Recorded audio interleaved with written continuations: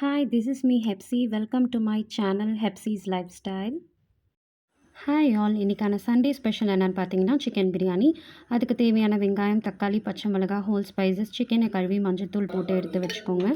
ஸ்டவ்வை பற்ற வச்சுட்டு ஒரு குக்கர் வச்சுட்டு அதுக்கு மேலே வந்துட்டு கொஞ்சம் ஆயில் ஊற்றிக்கோங்க.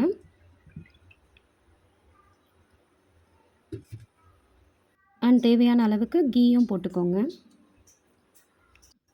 அண்ட் ஆயில் சூடானதுக்கப்புறம் ஹோல் ஸ்பைசஸ் நான் கொஞ்சம் எக்ஸ்ட்ரா டேஸ்ட்காக கொஞ்சம் கேஷ்யூ நட்ஸும் ட்ரை கிரேப்ஸும் யூஸ் பண்ணுவேன்.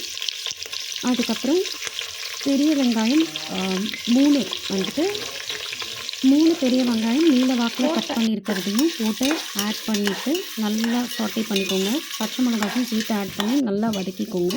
அது நல்லா கோல்டன் ப்ரௌன் ஆகிற வரைக்கும் நல்லா வதக்கிட்டு அதுக்கு ஒரு 1.5 டீஸ்பூன் அளவுக்கு இஞ்சி பூண்டு பேஸ்ட்டையும் சேர்த்திக்கோங்க. அண்ட் இஞ்சி பூண்டு பேஸ்ட்டோட பச்சை வாசனை போகிற அளவுக்கு ஃபுல்லாக வதக்கிக்கோங்க நல்லா. அண்ட் அதுக்கப்புறம் 3 தக்காளி ஆட் பண்ணி அதையும் நல்லா வதக்கிக்கோங்க. டொமேட்டோஸ் நல்லா ஸ்மாஷ் ஆகிற அளவுக்கு நல்லா வதக்கிக்கோங்க. ஸ்மாஷ் ஆகிறதுக்காக கொஞ்சோண்டு சால்ட் ஆட் பண்ணிக்கோங்க. சால்ட் ஆட் பண்ணிவிட்டு நல்லா வதக்குங்க. தக்காளி நல்லா ஸ்மாஷ் ஆகணும். அது கூட கொஞ்சம் 1/2 டீஸ்பூன் அளவுக்கு மஞ்சத்தூள் ஆட் பண்ணிக்கோங்க. இதுக்கிடையில் ஹாட் வாட்டர் பாயில் பண்ண வச்சு அதில் வந்துட்டு கொஞ்சம் எக்ஸாம் நான் பாயில் பண்ணி எடுத்துக்கிறேன். இந்த பக்கம் பிரியாணியில் வந்துட்டு கொஞ்சம் புதினா லீவ்ஸும் கொரியாண்டர் லீவ்ஸும் ஆட் பண்ணி அதையும் சேர்த்து நல்லா வதக்கிக்கோங்க. கூட சில்லி பவுடர், மிளகாத்தூள் போட்டுக்கோங்க தேவையான அளவுக்கு. நான் 2 டீஸ்பூன்ஸ் போட்டுக்கிறேன். அதையும் போட்டுட்டு நல்லா வதக்கிக்கோங்க.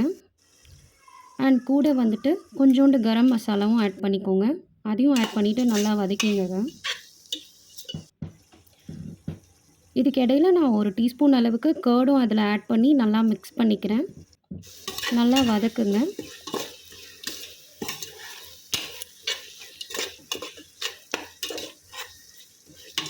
அப்புறம் கழுவி வச்சுருக்கிற சிக்கனை வந்துட்டு அதில் ஆட் பண்ணிக்கோங்க. இந்த மசாலாஸ்குள்ளே நல்லா சிக்கன் வெந்து வரணும். அது வரைக்கும் நல்லா போட்டு சாட்டே பண்ணி குக் பண்ணிக்கோங்க. சிக்கன்லேருந்தே தண்ணி ரிலீஸ் ஆகும். ஸோ எக்ஸ்ட்ரா வாட்டர் எதுவும் ஊற்ற வேண்டாம். ஸோ அதுலேருந்தே அந்த சிக்கன் ஒரு 50% வெந்துடும். கொஞ்சம் க்ளோஸ் பண்ணி வேக வச்சுக்கோங்க. எடுத்து அப்பப்போ கலரி வச்சுக்கோங்க. அப்போ தான் அடி பிடிக்காமல் இருக்கும். பாருங்கள், சிக்கன்லேருந்தே தண்ணி ரிலீஸ் ஆகுது.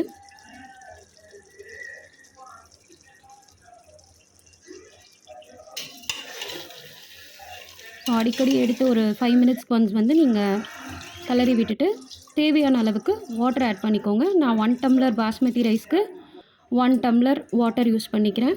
அதுக்கப்புறம் 1/2 லெமன் எடுத்து அதையும் நல்லா பிழிஞ்சு விட்டுக்கோங்க. தண்ணி நல்லா கொதித்து வந்தோடனே பாஸ்மதி ரைஸை கழுவி அதில் ஆட் பண்ணிக்கோங்க. ரொம்ப கலராதிங்க. ஸோ தட் அரிசி உடஞ்சி போயிடும்.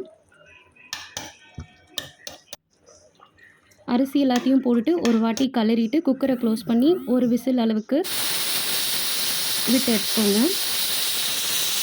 விசில் போனதும் குக்கரை ஓப்பன் பண்ணிவிட்டு அப்படியே போட்டு கரண்டி வச்சு கலராமல் அடியிலேருந்து எடுத்து மேலே விட்டு அரிசி உடையாமல் கலரி விட்டுட்டிங்கன்னா பிரியாணி ரெடி. அதுக்கப்புறம் ஒரு கடாயில் எண்ணெய் ஊற்றி மேரினேட் பண்ணி வச்சுருந்தேன் சிக்கன். ஸோ சிக்கன் 65யும் நம்ம பண்ணிடலாம். லெக் பீஸும் கொஞ்சம் போன்லெஸ் பீஸஸும் எடுத்து நம்ம எண்ணெயில் போட்டு ஃப்ரை பண்ணி எடுத்துக்கலாம் கிறிஸ்பியாக. சிக்கன் 65 ரெசிபி வேணும்னா கேளுங்க. நான் அடுத்த வீடியோவில் அதை அப்லோட் பண்ணுறேன். நல்லா டீப் ஃப்ரை பண்ணி நல்லா ஒரு ரெட் கலரில் வர அளவுக்கு ஃப்ரை பண்ணி எடுத்துக்கோங்க. நல்லா கிறிஸ்பியாக மீடியம் ஃப்ளேமில் வச்சு வருங்க. இப்போ ஃபுல் ஃப்ளேமில் வச்சோம்னா கரிஞ்சு போயிடும். அண்ட் இப்போ நம்ம பிரியாணி பிளேட்டிங் பண்ணிக்கலாம். நம்மளோட சிக்கன் பிரியாணி ரெடி ஆகிடுச்சு.